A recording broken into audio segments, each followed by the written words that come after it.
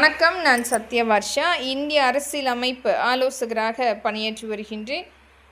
அனைத்து வகையான மக்கள் எதிர்பார்க்கக்கூடிய அனைத்திந்திய அண்ணா திராவிட முன்னேற்றக் கழகம் ஆட்சி கண்டிப்பாக வரப்பட வேண்டும். ஒரு மாற்றத்துக்குரிய வாய்ப்புகளை கொண்டு வரப்பட வேண்டும் என்று மக்கள் எழுச்சியாக ஒவ்வொரு மாவட்ட ரீதியாக பதிவிட்டு கொண்டிருக்கின்றார்கள். இன்றைக்கு நடந்து கொண்டிருக்கும் ஆட்சி அமைப்பு மாற்றப்பட வேண்டும். இந்த 5 ஆண்டுகள் என்பது வனவாசம் சென்ற ஒரு மிகப்பெரிய ஒரு கடினமான காலமாக மக்கள் பார்த்து கொண்டிருக்கின்றார்கள்.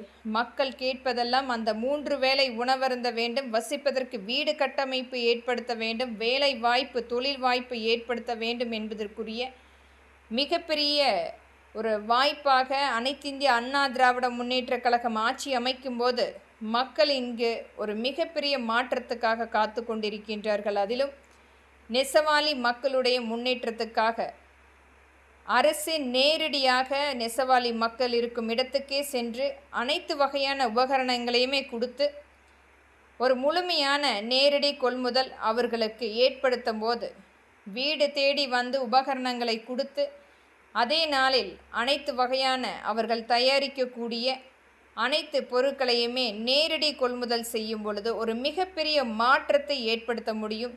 இன்றைக்கு எத்தனையோ நெசவாளி மக்களுடைய வாழ்வாதாரம் அழிந்து கொண்டிருக்கின்றது.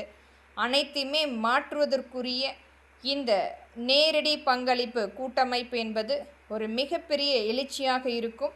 வருடத்துக்கு தீபாவளி அன்று அவர்களுக்கு தங்க காப்பு கொடுப்பதற்குரிய பரிசளிப்பு ஏற்படுத்த வேண்டும். இது அம்மக்களுக்கு நாம் கொடுக்கக்கூடிய அங்கீகாரம்.